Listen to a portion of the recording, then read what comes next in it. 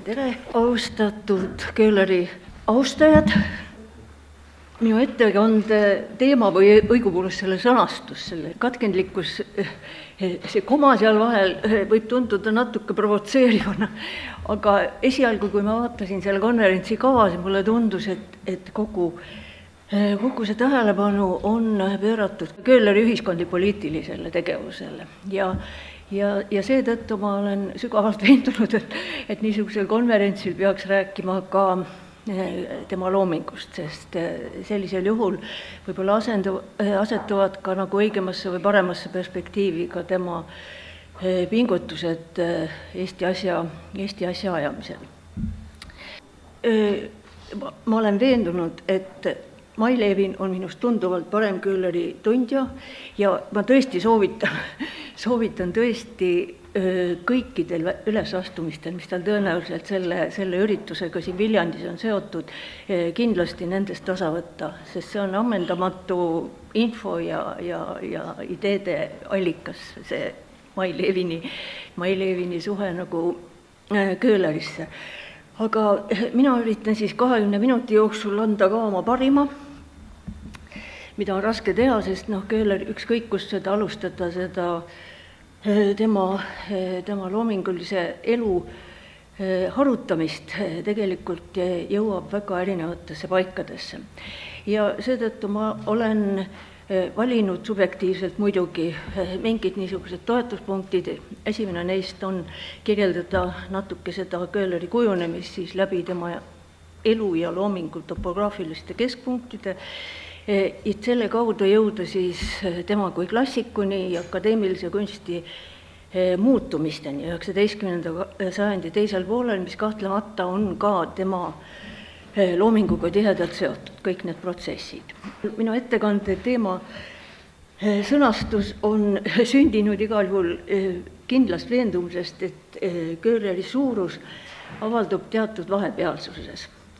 Ühele poole jäi Itaalias lõplikult vormunud tugev kõlbeline ja teiselt poolt vähemalt sama kindel kunstiline orientatsioon, muuhulgas ka selle kõlbelise positsiooni väljendamiseks.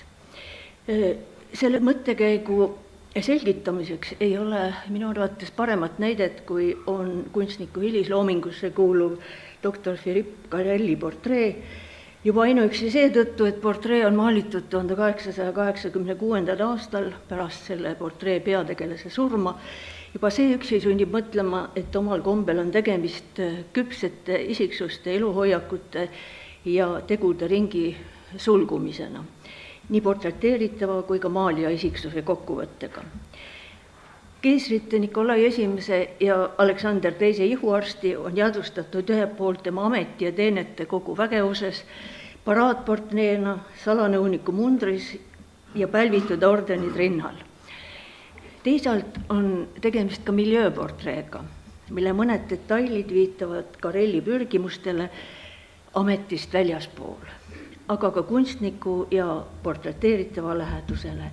Siin on muidugi eelkõige seesama kunstniku sünnikoha maal, mis ripub Carrelli paraadportree taustal, aga kui lähemalt vaadata ka seda raamaturiiolit, mis on maalitud sellesse paraadportreesse, siis leiame me muude erialaste raamatute kõrval, erialase kirjanduse kõrval ka Carrelli enda teose, pealkirjaga Licini e Malakum, viitana sellele tohtri kinnismõttele piimravi asendamatusest siis inimeste ravimisel või vähemalt teatud haiguste ravimisel.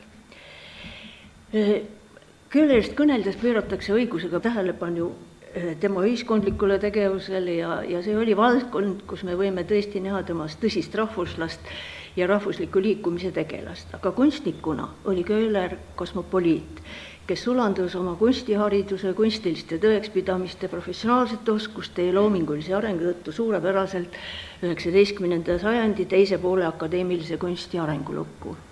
Ja kes tahtis sellesse sulanduda, sest õppides juurde juba olemasolevale vallatud kolmele keelega, lisaks prantsuse ja itaalia keelt. Köhleri elu ja loomingu topograafilisel kaardil on 3 eriti olulist tähist.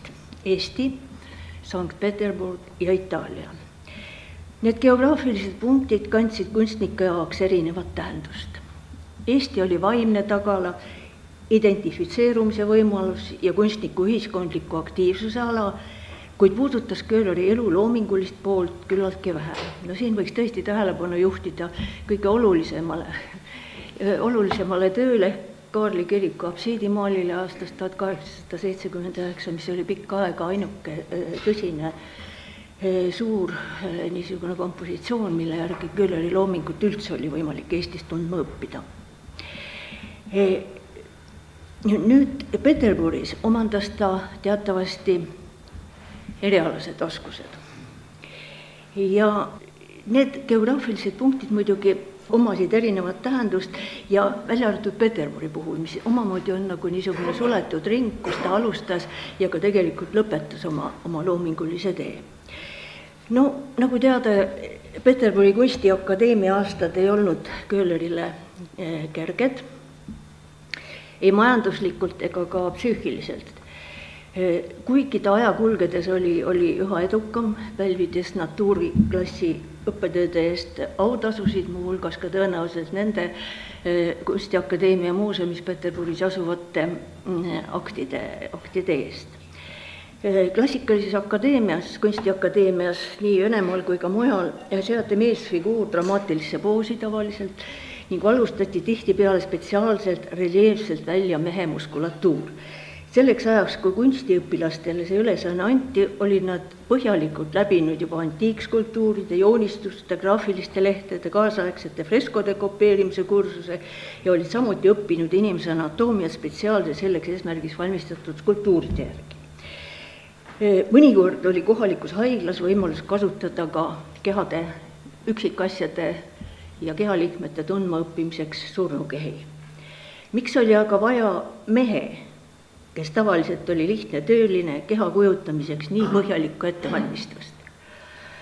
Ma tahan tähelepanu juhtida, et tavaliselt olidki need modellid just nimelt tööinimesed, kes tegelesid füüsilise tööga, sest intelligentide kõhetu muskulatuur tõesti ei sobinud nende ülesannete täitmiseks, milleks siis akadeemias alasti mehe keha, see heroiline alastus nii-öelda oli mõeldud.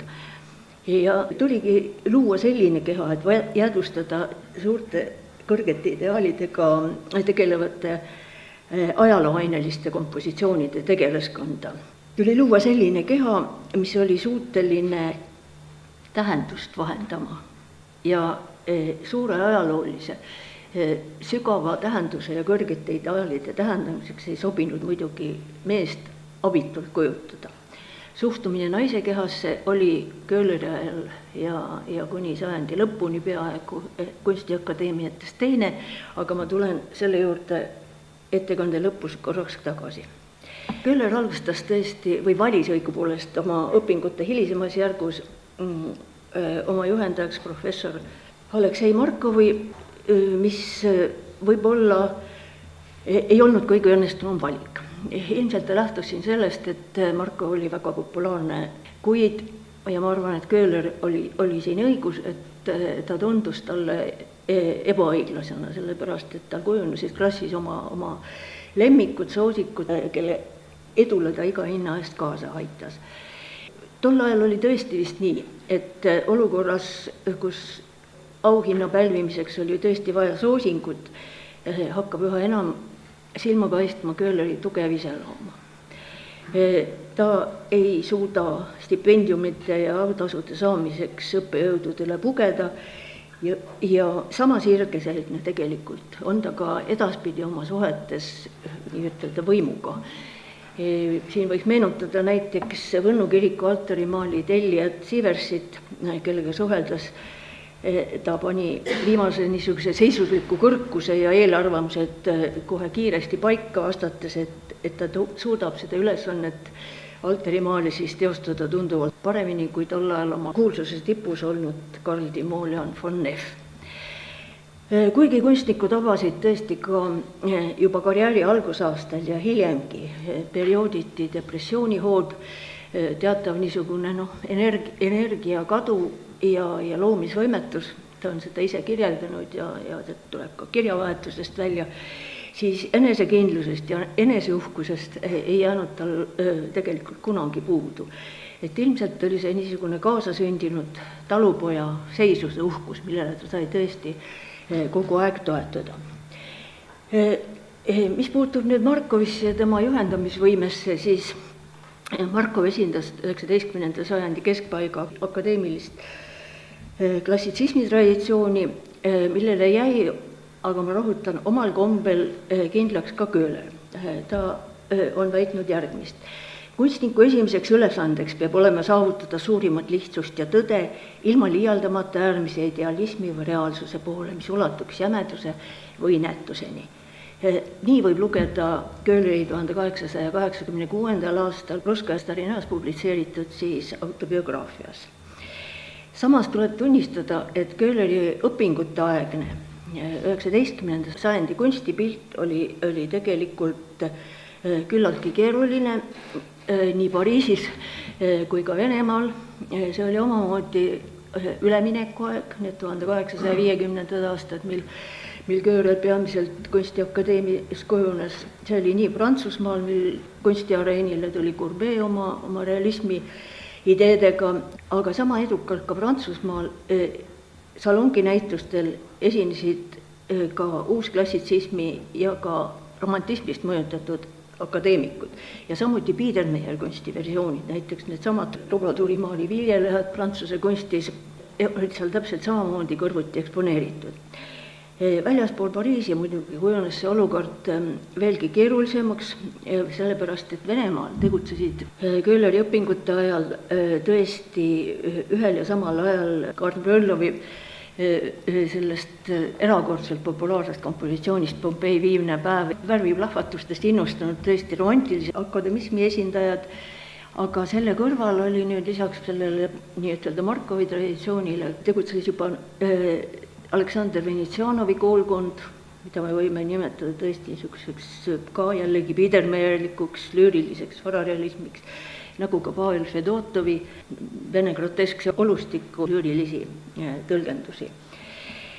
Nii et Köhler tõesti nende kõikide erinevate kunstisuundade tõmbetuules puutus ta kokku siis väga erinevate professionaalsete kunstisuundadega, kunstnikega ka muidugi, aga selle kõrval on tegelikult tal väga tihedad kokkupuuted ka professionaalse kunstniku staatust omandavate kaasüliõpilastega, kelle mõju või suhtlust, kellega suhtlust tõesti ei tohi ka kõrvale jätta, kuigi Köhler saatis nende tegemisi tõesti küllaltki terase ja kriitilise pilguga. Ta suutis hinnata tõesti neid, kes võisid olla tast paremat ja pälvida neid auhindu ja neid, kes olid saavutanud kõik need tunnustused nii-öelda sellise soosingute ja upitamise kaudu. Nii et huvitav on see, et ta juba algusest peale kõneldes vahel küllaltki kibestanud sellest, kuidas tal ei õnnestunud saada ühte või teist auhinda, räägib väga lugupidavalt Nikolai G-st, kes tõesti oli mõni aasta küll noorem temast endast, aga siiski õpingute kaaslane, nad õppisid ühel ajal kunstiakadeemias ja kelle annet ta tõesti väga kõrgelt hindas. Ja võib-olla tema niisugusest kunstialasest silmapiirist annab ettekujutust ka see, et kui ta siis 1857. aastal lõpuks välismaaretkele asus, siis lootis ta kohtuda Ari Schäferiga. See oli tol ajal tuntud Hollandi-Prantsuse kunstnik, kellega tal paraku kohtuda ei õnnestunud, sellepärast et 1858. aastal Schäfer juba suri, aga tundub nii, et Köhlerit võisid huvitada selle Schäferi juures just nimelt tema portreed, kus on tõesti seda vaoshoitud poeesiat, mida me võime näha ka Köhleri hilisemates portreedes. Nüüd kõike seda võiks siis meeles pidada, kui vaadata kunstniku lõputööd, siis seda sama 1855. aastal maalitud Herakles toob Kerberase põrgu väravast. See on tõepoolest niisugune võimas oskuste demonstratsioon, kus on esindatud peaaegu kõik žanrid, nii nagu see ühes kunstiakadeemia lõputöös ka pidi olema. heroiline alasti mehe figuur ja selle kaudu esitatud niisugune ajaloomaalis süžee. Siin on loomad, siin on natüürmordi elemente, on karusnahka ja on ka tõsine maaliprobleem tegelikult, seesama nii-ütelda ülevalt langeva kunstliku valguse ja altpoolt tuleva põrgutule maalilise ehitamise probleem. Nagu me teame, pälvis Köhler selle töö eest kahjuks ainult väikese kuldmedali, mis tähendas seda, et Euroopa ringreisiks ehk selleks samaks Grand Touriks, milleta tegelikult ei saanud tõeliseks aktsepteeritud professionaaliks, et vahendeid tuli tal selleks reisiks siis leida ise. Köhleri Grand Tour tõesti algas samamoodi nagu üldiselt ka näiteks Inglismaalt saabuvate, Euroopa mandriossa saabuvate kunstnike Grand Tourid, need algasid enamasti Saksamaalt, Pariisist või kui tuldi lääne poolt, siis Pariisist, Saksamaalt üle Šveitsi ja lõpuks jõudis ta tõesti siis Itaaliasse. Selle Pariisi perioodil maalis ta lõpuni siis tõesti selle Võnnu kiriku altarimaali, aga võib-olla kõige ilmekamaks tööks sellest perioodist on tõesti see Galileo Galilei portree ehk siis vanamees gloobusega, mis asub Omski kunstimuuseumis, Eesti kunstimuuseumis on selle eskiis. Ja miks ma just sellele tähelepanu juhin, sellepärast, et kõik see, mis nüüd järgnevalt toimub, tundub Köhlerit suunavat üha enam otsima võimalusi välja mängida või kuidagi arendada oma koloristiannet, sest see, mille poolest ta minu arvates oli ka akadeemilise maali vallas erakordselt tähelepanuväärne, on just nimelt see, et ta ei hüljanud värvi ja et see kujunes tõesti tema niisuguseks peamiseks väljendusvahendiks, mida ta hiilgavalt tõesti võiks ütelda valdas. Nüüd teine selline, või õigupoolest siis kui Eesti juurde arvata, siis kolmas selline geograafiline või topograafiline punkt, mis väga oluline oli Köhleri loomingulises kujunemises, oli tõesti Itaalia. Itaalia, kuhu ta siis lõpuks kaasmaalase skulptori Alexander von Bockiga jõudis 1858. aastal ja kuhu ta jäi siis järgnevaks neljaks aastaks. Selle 4 aasta jooksul ta siis maalis lõpuni selle töö, mis on praegu teie ees, mille eest ta sai teatavasti ka akadeemiku aunimetuse ja kasutas, ta ikka rõhutatakse selle töö puhul siis esmakordselt ka oma päritolule osutavat signatuuris lisandit Viljandi. Tundub mulle alati nagu pisut vastausklik selles mõttes, et see Viljandi on väga tihti hilisemates töödes kirjutatud kirillitsas. Aga seda võib-olla suursugusem see niisugune tahteavaldus ka on. Ja muidugi ka see tema autoportree on Itaalia perioodi algusajast. Nüüd see, mida mina pean isiklikult, aga ma arvan, et väga paljud teisedki Köhlerist mõtlejad peavad tõsiseks tööks just nimelt Itaalias, on töö kostüümiklassis. See töö kostüümiklassis tähendas vahetut suhtlemist natuuriga ja akvarellitehnikas. Selle kostüümiklassi miljööd on muidugi kirjeldanud tema reisikaaslane saksa poeet Hans Almers, kus ta kirjeldab siis üsna hästi seda, kuidas teed ära koristatud maanteeröövel avas siis niisuguse klassi, kus oli kunstnikel siis väikese tasu eest võimalik akvarellitehnikas töid maalida ja tõi sinna erinevaid niisugusi Itaalia tüüpe, noori, vanu mehi, naisi. Ja siin avanes esiteks see Köhler nii-öelda kiirele tööle, et ta pidi otsustama oma värvilahenduste üle väga kiiresti, sest akvarell teatavasti kuivab kiiresti, aga siin tuli tema ellu ka tõesti üks niisugune žanr, mille töid selles žanris on kõige rohkem just Itaalia perioodist, aga mis ulatub, nagu siin on näha ka Hiiu naise näol, edaspidi ka juba tema Eesti ainelistesse töödesse. Seda žanri nimetatakse tšotšariaks ja see eesti keelde tõlgituna on niisugune pastlakultuuri esindajate maalija ehk siis kohalikud rahvuslikud rahvatüübid. Selle teemaga tahan mõelda, tegelesid peaaegu kõik tõesti Roomasse saabunud stipendiaadid, see oli väga populaarne ja ka hästi müüv žanr ja omamoodi avanes nagu sellele žanrile siis ka Köhler. Ja teine asi, talle kujunevad muidugi Itaalias välja ka oma žanri eelistused. See on portree muidugi, mida ta hiljem 60. aastatel eriti viljeleb, aga teisest küljest ka maastik või siis stafaažiga maastik. Kaks tööd, mis tegelikult kujutavad ühte ja sama motiivi. Nii et portree ja maastik jäävad elu lõpuni tema põhižanriteks, mille kõrval siis seginevad üksikud niisugused ühiskondlikud mõtteavaldused ja siis üksikud ajaloomaalid ka. Aga teine asi, mis vaatepunktist on oluline see kohalolu Itaalias, on tõesti see tema kõlbeline küpsemine või tema identiteedi nagu lõplik vormumine.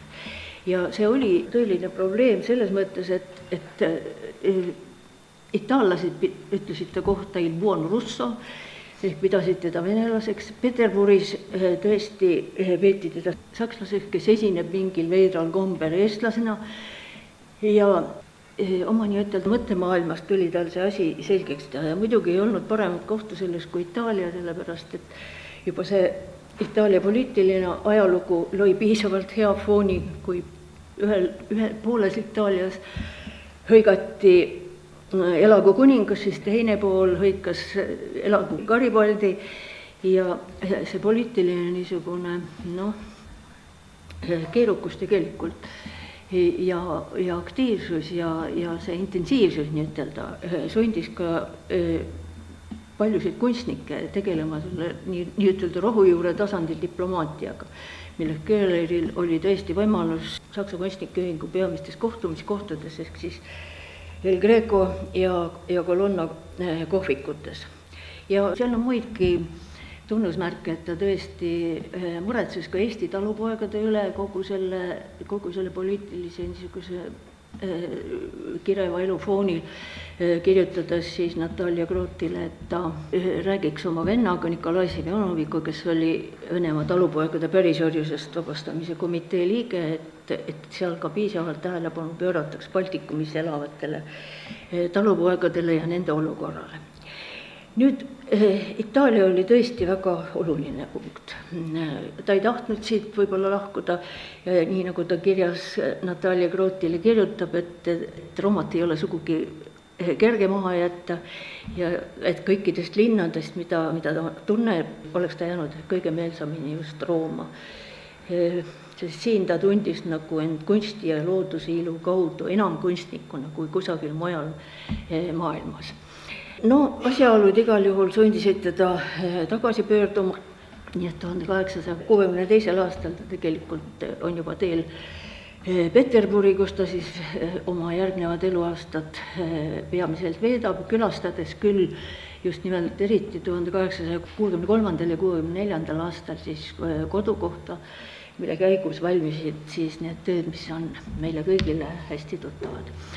Nüüd sisse seadis ta ennast 60. aastatel ka professionaalse karjääri tegeva kunstnikuna, ta leidis õpetaja ametis tööd, ta oli ka nii-ütelda angažeeritud kunstnik selles mõttes, et sõlmis tutvusi ja maalis ka keisrikoja liikmeid ja tundub nii, et just nimelt portree oli tema 60. 70. aastate tõsine valdkond. Ja eriti just kui naiste maalimise puhul tahan ma rõhutada seda, et ta töötas välja niisuguse eriliselt nutke portree formaadi ja kasutas kõiki tema kasutuses olevaid väljendusvahendeid selleks, et seda niisugust teatud sunnist enesesse pööratud hobrast naise tüüpi nagu vahendada. Et ovaalne formaat näiteks töötab selle kasu väga tundlikult läbimõeldud foonid, muidugi kogu see materjali maalimise valdamine ja lõppkokkuvõttes ka signatuur, mis sellel portreelt on päris hästi näha. See oli omamoodi niisugune kalligraafiline meistriteos nende portreede vastupandumatu lisandina. Ja muidugi 60-ndatel lõi sisse ka nüüd fotograafia teema selles mõttes, et ka Köhler loomulikult maalis nii mõnedki portreed fotode järgi, siin on üks tema kolleegi skulptori medaljööri Raimersi portree ja foto, mille järgi see on maalitud ja see foto on pärit muide ühest niisugusest huvitavast pildikogumist Kirjandusmuuseumis asuvast nõndanimetatud Köhleri albumist, mis sisaldab siis paljude tema tuttavate näopilte ja ka terve rida fotosid, mille järgi ta on hiljem ka maalinud. Ja selge on ka see, et ega keisrinnadel keiserlikel kõrgustel ei olnud iga kord aega talle poseerida, nii et ka see Maria Fjodorovna keiser Aleksander III abikaasa portree, kes oli tegelikult päritolult taanlanna kodaniku nimega siis Dagmar, et see portree on täpselt samamoodi maalitud foto järgi, mille originaal asub siis Taani rahvusraamatukogus.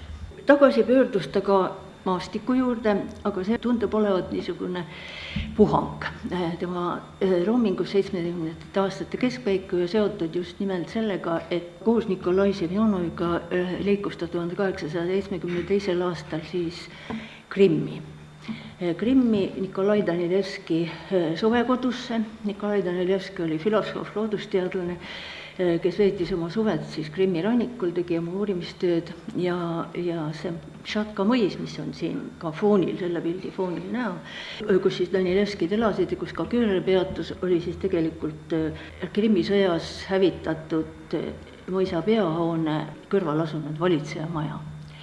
Aga Krimmi maastikud muidugi osatasid tõesti pigem tema kui niisuguse klassitsisti maalimismeelt, sellepärast, et Krimm lihtsalt oma maastiku profiililt juba pakub niisugusi suurejoonelisi ülevaid vaateid ja nendesse siis Köhler ka tegelikult haakus. Ja viimased passaažid on nüüd tõesti seotud sellega, mis juhtus Köhleri loominguga siis hiljem. Vähemalt 70. aastate keskpaigas oli ta meile pärandanud loomingu, mille järgi me teda tõesti võiksime nimetada klassikuks. Aga mida see klassikuks olemine siis õigupoolest tähendab? Köhler jälgis ju, nagu ma eespool ütlesin, põhiliselt akadeemilise kunsti nagu klassitsismile toetuvat kaanonit. Ja selliste põhimõtete järgi püüdis konstrueerida niisugust ideaali, mis inspireeriks nagu õilsuse, põhjendatuse, ratsionaalsuse, tõetruudusega ja seda tõetruudust muide tõsteti esile just nimelt ilu kaudu. See ilu teema on Köhleril kogu loomingus tõesti vägagi aktuaalne. Ja millele ma tahan lisaks veel tähelepanu juhtida, et tegelikult juba alates 16. sajandist oli klassitsismi ja klassika vaheline joon üha enam ähmastumas, sellepärast, et klassitsismi tõlgendati ka mitte niivõrd stiilisuunana, vaid tõlgendati laiemalt mõistena, mis osutus meisterlikkusele, teatavale standardile, mille paralleelmõisteteks võib siis olla iseloomulik eeskuju, eeskujulik, esinduslik.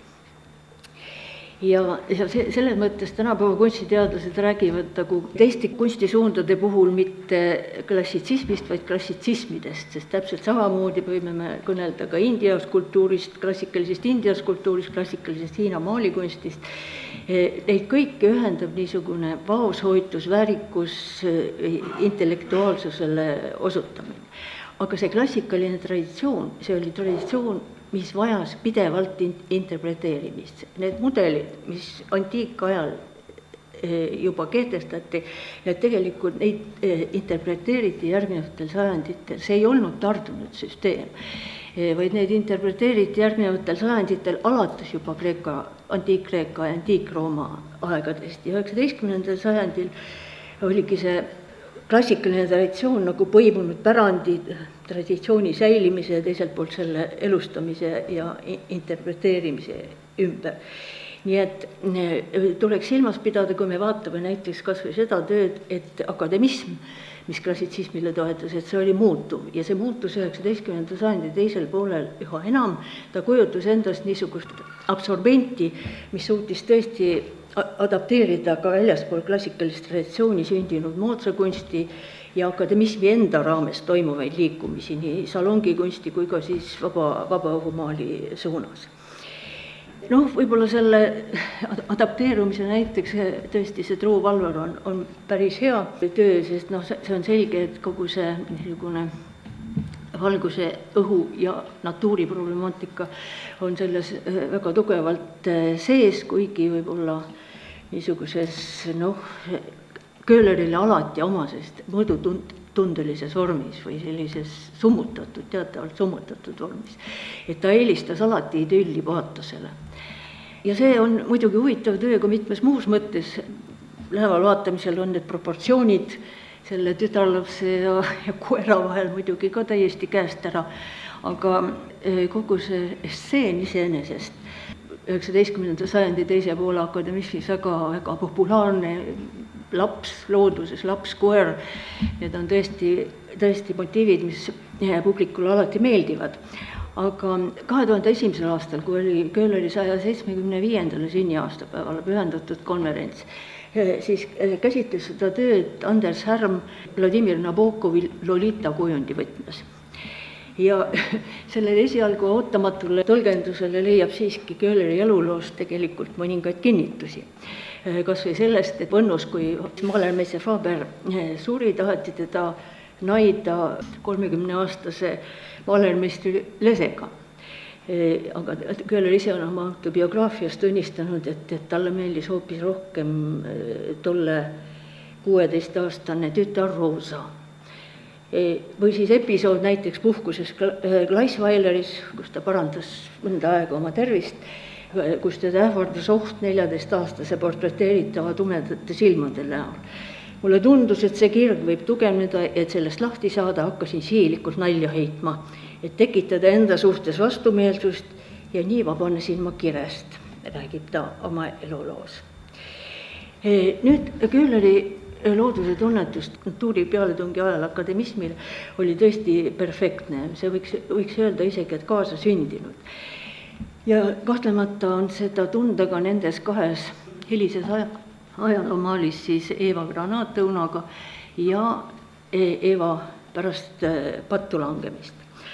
Sellesama Heraklase pildi ja heroilise alastuse tuules võiksin ma osutada sellele, et tegelikult on see alasti naisekeha kujutamine olnud kunstis alati väga suur probleem ja 19. sajandil, kus tegelikult juba nii mõnelgi pool oli ka naine kunstiakadeemiates poodiumil kuigi riides, siis see oli ka 19. sajandil tõesti akadeemikute jaoks probleem. See ilusa alasti keha määratlema ja vahendama õppimine oli väga keeruline professionaalne probleem ja just eelkõige seetõttu, et selle vana Euroopa mõtlemistraditsioonis oleva vastanduse tõttu, mis sai alguse juba Immanuel Kantist ja mille järgi siis mees oli kultuur, mehe keha suutis väljendada tähtsaid kultuurseid ideid, ülevaid ideid. Mees oli mõistus, teine oli alati kirg, üks oli subjekt, teine oli alati objekt. Ja selleks, et seda alastust üldse legitimeerida, ja seda teeb ka Köhler tegelikult siin, selleks kujundati ka seesama ideaalne alastus või rüütati see mõne niisuguse ajaloolise teksti või mõne niisuguse suurema üllama idee külge. Nii et alasti keha Köhleri jaoks, aga eelkõige väga paljude 19. sajandi teise poole akadeemikute jaoks oli ikkagi, ma näitan siin veel mõnda tööd, mis Köhleri loominguga kokku kõlavad, oli suur probleem ja naisakt tähistas nende jaoks nagu kunsti sisemist piiri ja obstsöönsuse välist piiri. Nii et see naise keha oli nagu mingi piiritsoon, mille kaudu või mille abil siis testiti moraali ja väga paljusid teisigi ideid. Mis ma öelda tahan nüüd, teil on kindlasti Köhleri tööd meeles, et Köhleril on rõhk natuuril rohkem kui isegi sellel alasti naise kehal, eriti võrdluses nüüd nende näidetega siit Lääne-Euroopa teistest rahvuslikust koolkondadest, et see tema niisugune sügav looduse tunnetus tegelikult, see mõõdutunne, töötab siis päris hästi ka nende aktide puhul.